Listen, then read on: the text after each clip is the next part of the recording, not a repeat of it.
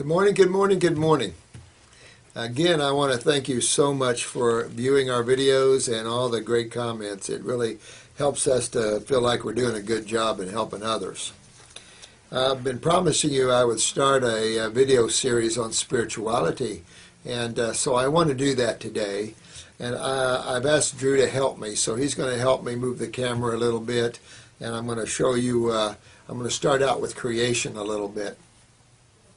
You know, I suppose if you had to put a what is spirituality, I think the one thing you would have to say is it's an awakening process.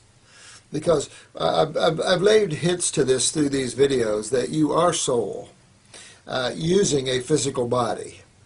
But what a lot of people don't realize is the complexity of the way God made creation. And the fact that you not only have one body, you have several bodies you're using simultaneously. When you're thinking, you're not using your physical body. When you're feeling, you're not using your physical body. The human physical body does have 5 senses, but it is not emotions.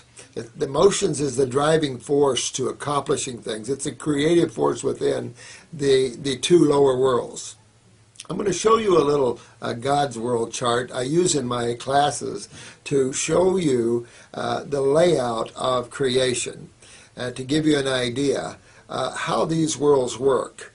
The importance of this in health is understanding genetics and understanding how everything else is involved in this process as well.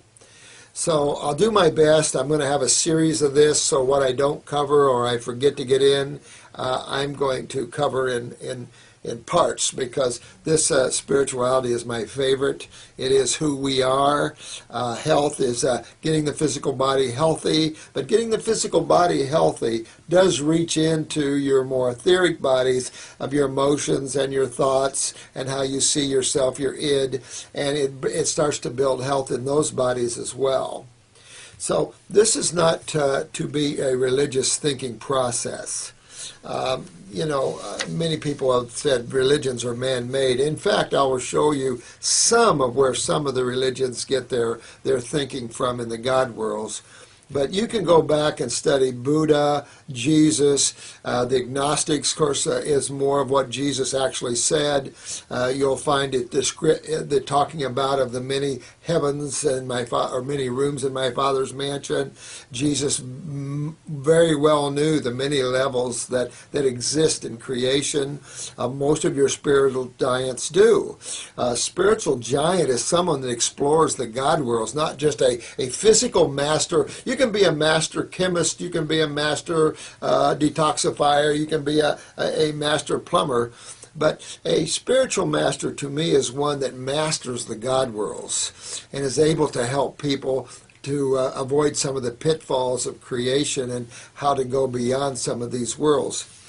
I've studied about every philosophy and religion on this planet. When I lived as a hermit in the woods, I had nothing else to do. No TV, no radio. I didn't want those things. I wanted to know who I was, and I also had this burning question of what is the Supreme Being? What is life? What is consciousness? And so I will tell you, there's a famous master called Paul Twitchell, and you can get a lot of his writings, and I would if I was you. He brought out the teachings of Eckankar, and I spent about almost 30 years in Eckankar. But Paul Twitchell brought out the writings of the Eck Masters and these God worlds. And most of these worlds of creation can be explored through various writings from the Sufis, the Radhaswami, or the Singh group, which is the Shabda Yoga group. Every system, even Christianity, has its own place and its own originality. But I want to take you beyond religion, beyond actually spirituality in a sense, and take you into the heart of who you are. Because you first have to know who you are. You know, we've talked about out-of-body travels, and out-of-body travels is simply moving your attention away from the physical body and putting it somewhere else. You can put it on your astral body, you can put it in different, because you have several bodies here. Now, the thing is, you can travel the God worlds, I've mentioned the Monroe Institute. I think his name is John Monroe. He wrote a lot of books about the next heaven that you experience from the physical plane, called the astral worlds or the emotional worlds. And you can go to his institute, and they guarantee, I think they have 97% success at helping you out of your physical body with music. The old Pythagoras Blue Hand group. Pythagoras they say he could strum one note on an instrument and put his chelas, which is his students, into ecstasy.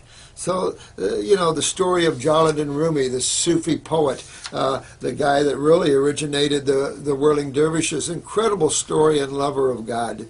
You get into Christianity and you see the extreme love Jesus had for the Supreme Being. That's a true master. And so I'm not mean to insult anybody's religious beliefs and stuff, but there's a point where you have to go beyond belief systems and ideas. If you want to know truth, you've got to go beyond all these conditions, thought forms, and ideas people have, and all of this, and view truth for what it really is. And truth doesn't have limitation to it, does it? Truth is infinite. And so you almost have to become infinite. So I'm going to show you the layout of creation. That's going to set the stage for our spiritual conversations here as we go on. It'll also help you to understand, again, genetics, because cells, anything that has a physical body, has to first take on these other bodies. You can't come out of the heart of God and be here without going through different levels of filtration, if you will. The power of your consciousness, the power of you, the power of the Supreme Being is way too powerful just to take on a physical body. Way too powerful. You would burn this thing up the minute you came into it. You have filters, and these filters are known as bodies, if you will. And they include the mind, they include the emotions, and I'm going to show you that layout here. And it's important that these filters exist, but you use these bodies when you're actually moving the physical body around. When you leave this earthly plane, you only leave this physical body. You don't lose your other bodies unless you develop your ability to go beyond them. You will enter your next body, which you already have with you right now. You have a mental body. If you think you can't be in the physical world without a mind. Even if we don't use it, and I hope to God I can stop using mine. Remember I told you that one holy man, he was an Eckmaster, once said, he said, if you stop thinking and if you stop talking, there's nothing you won't know. So any books you can read from Paul Twitchell, Darwin Gross.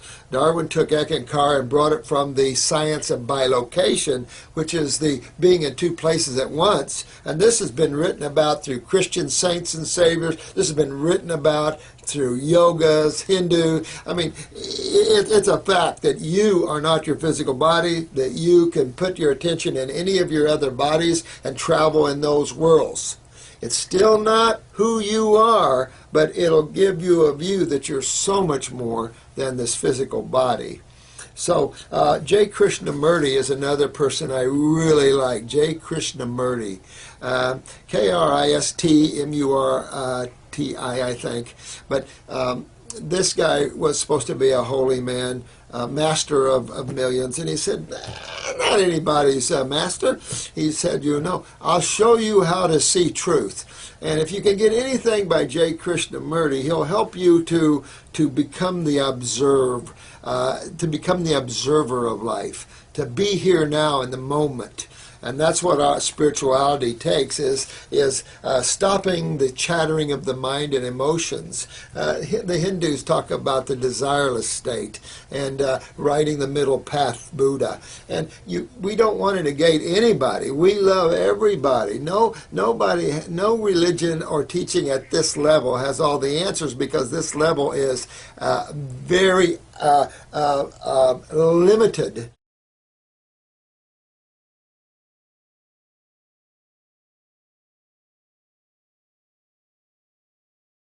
And that's what our spirituality takes, is stopping the chattering of the mind and emotions. The Hindus talk about the desireless state and riding the middle path Buddha. And we don't want to negate anybody. We love everybody. No religion or teaching at this level has all the answers, because this level is very limited in the understanding of the infinite. And therefore, when you must become more of the infinite if you want to understand the infinite. If you're trying to understand the infinite through reading and your mind, you can't get there. The mind is not infinite. So I'm going to show you this chart here. Drew, let's get us up here and see if I can do it. The Eck Teachings has a much better chart. I don't follow that way. I don't believe that the individual now is quite right for that level, but we needed to back down a little bit. Very powerful level of existence, especially for souls with physical bodies. Hard to be clear. Matter of fact, you could never enter the heart of God while maintaining a physical body and not keep it. It'll just burn it up. It's just way too powerful. So, but how are we doing with this chart? Looking pretty good. If you'll look at this chart, I teach this in my school because it's important to understand genetics and etheric bodies. Because of these wars, we have so many limb removals. And there's the story of the phantom limbs, where if you remove your arm, you still feel your arm. And that's because you still have your arm, not physically, etherically. So I want to show you this. Up here is the soul plane. And I'm going to use the word soul plane because really it's where the first time, if you're going this way, you're going out of the lowest part of creation, which is the physical world, and you're entering the highest level. The soul plane is the first level of pure consciousness outside of creation in its entirety. And that level has been referred to as the Sat-Nam, S-A-T-N-A-M level. The Radhaswami, the Yoga of Light and Sound, Shabda Yoga, talks about that level of consciousness. And as you as soul, that is where you lose your individuality. That's where you have to, if you want to experience that level of God, you must cease to exist as an individual. And that's where the real tough ride is to go beyond your ego. Because when you come down out of the Godhead and God says, I want to experience this, I want to be, God separates itself, in other words, into individuals. Kind of, I look at creation like a shattered mirror. Even though there's all kinds of pieces to a shattered mirror, there's still just a reflection of the whole mirror. And that's who you are. And so when you come down into creation, you must take on what's called the etheric body or the ego. And that gives you individuality. Now it's funny, it's kind of like a riddle in the sense that you must lose your individuality to gain your individuality, because in the words of most of the spiritual giants, that alone exists. It kind of fits into the omnipresence understanding of Christianity, and that there is only God. And so when it decides to manifest itself in duality, it must take on individuality. And that's the id, the ego. When this gets too big, we've got a problem. As some of you've seen on some videos, some people's egos are just getting out of line. And, you know, don't beat them up too much. This is life in the way it is. We must pull out of that, or we could live for lifetimes with this ego and this self type of thing. But you've got to. This is the hardest level to let go before you enjoy the beauty of the all. You must let your ego go. But it's the first time you take on a body. This has been referred to as the subconscious part of yourself. It is all seeing in creation, and it's a huge plane full of untold beauty, but it does deal with individuality. Down from that is the pure mind. The pure mind has been written a lot about by Holmes. If you read anything on Holmes, he wrote a book, I think, called Pure Mind. The other word for pure mind is cosmic consciousness. When I first experienced that, it is an allness, it is a oneness. You feel one with everything that's in creation. The problem is you're still an individual, even though one with everything. It takes the soul plane and above to lose that individuality and everything truly become one. But cosmic consciousness, Christ consciousness, a lot of words, that the bliss plane, there's a lot of words associated with that. I think the Hindus call it the Brahm world, but it does not matter. It's the pure mind world. Get books on Holmes if you want, but don't spend a lot of time in the mind. These are formless worlds where there is no form to you. There's just levels of consciousness. When you start leaving the pure mind, that's when you start taking on a form. And that's the lower part of the mind called the causal mind.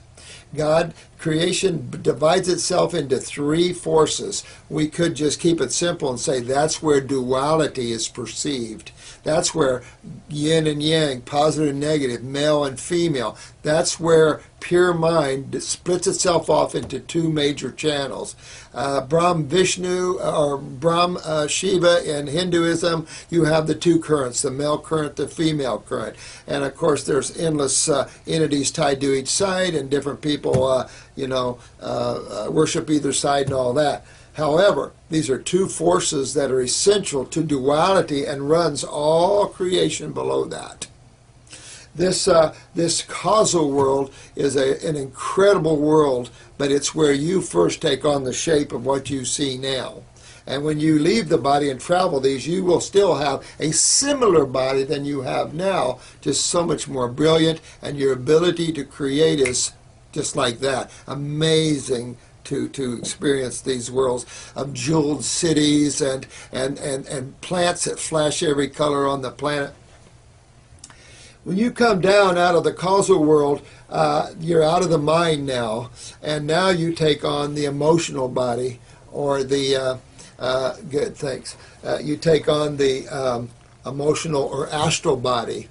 At the top of this world, you'll visit Sahasradel Kanwal, which is a 3 mountain peaks that house the 1,000-petal lotus. Now, you've heard that in literature, especially those that are Indian, but this is an actual powerhouse of energy that feeds the astral world and the physical world. And you can actually visit this, and I've been there several times. It is such a feeling of ecstasy and nirvana and beauty, colors you've never seen before, unbelievable power, beauty beyond belief. And then you have the astral world. Again, any books by Monroe, or go to the Monroe Institute or Google the Monroe Institute, I'm sure he has mapped out a lot of this world, spent a lot of time in there, I understand. And then you come down and take on a physical body. Well, if you look at all life here, we've proved that plants have emotions, plants have memory.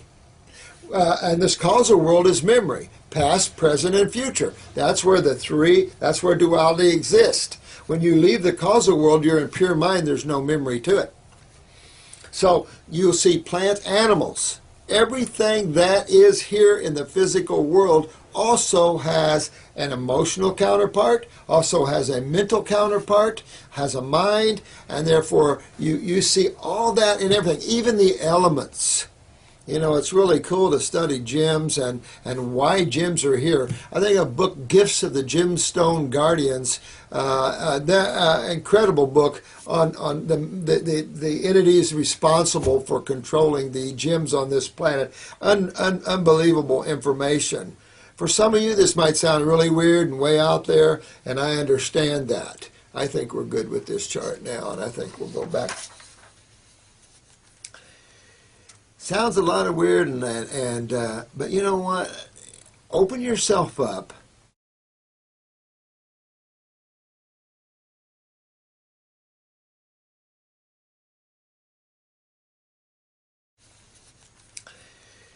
Sounds a lot of weird, but you know what? Open yourself up and let go of these boxes. If you got yourself in a box, let go.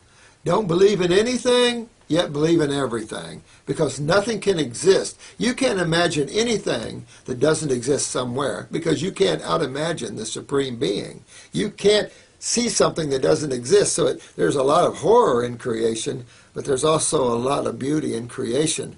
I never cared for duality very well, to be honest with you, because of the horror side of this. I love the beauty side of this, no question, and all spiritual people would. But you have duality here. And so this is the first phase of these spiritual tapes, and I want to make sure that we understand this. From the soul plane on, there's a lot of worlds, and it's just levels of consciousness or levels of beingness, and it's just surrendering more and more to the all of the all. But these are so powerful, so expansive that you can only go so far. If you're not careful in this journey up into these higher worlds, you'll pop out of your physical body. You won't be able to come back because it's just too powerful, too much ecstasy, and it's hard to. I've been up in some of those higher worlds, and I couldn't hardly get back. And so I was sent here to do some things, and this is what I'm here to teach you. So. Again, no judgments here in religious belief systems. Everybody has a purpose. This is like a school. You have first grade, second grade, third grade, fourth grade.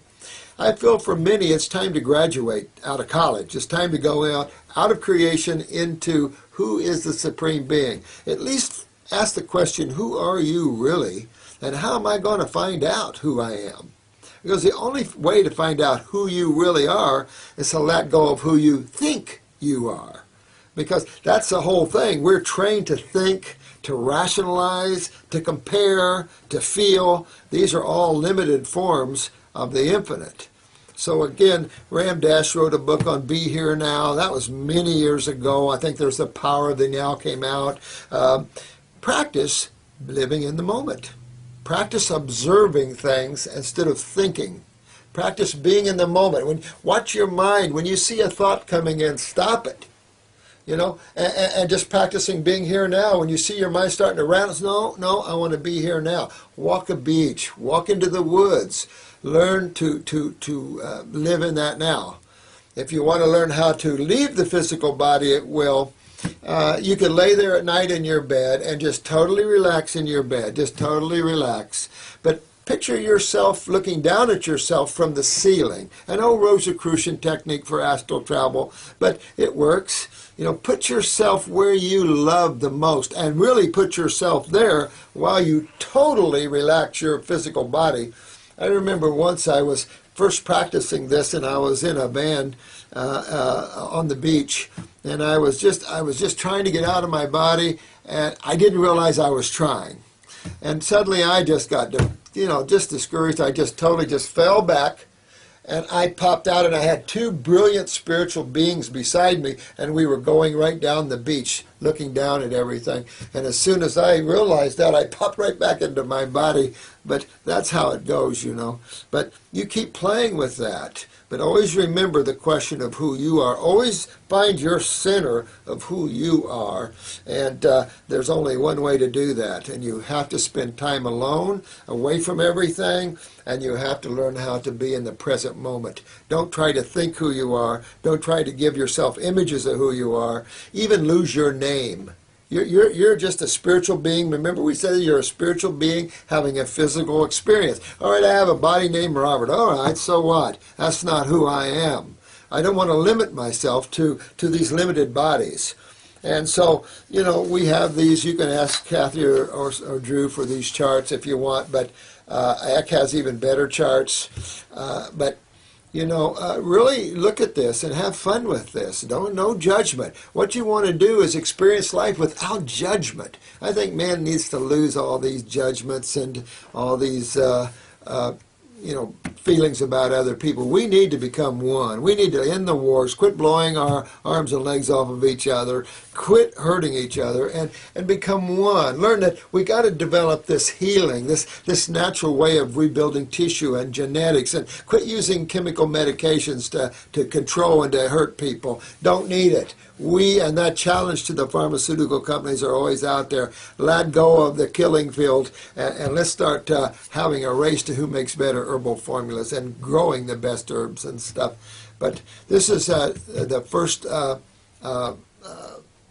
series on spirituality, and I will try to do one every once in a while on that, and also continue these question and answers and get deeper into the health side of this. So really thank you for viewing this. I don't mean to offend anybody, please, but learn what's out there.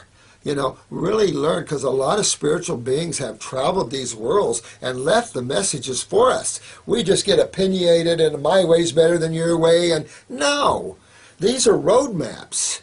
And Jesus left roadmaps. Buddha, all these people left roadmaps. And even Holmes, a lot of work, metaphysics, a lot of work in the universal mind and that side of that. We want higher than that, but still, understanding these different levels will really be instrumental in pulling you away to so much intensity into the human body. This is just a body of cells and two fluids. Remember that? It's not who you are. It's what you're using to be here. You want to get more of who you are. So thank you so much again. I hope I didn't upset anybody with this, but we want to talk more spiritually and get more into these sort of things. So have fun, and again, thank you very much, and I'll continue this series as we go along. Thank you, Drew, and I appreciate it. Bye-bye.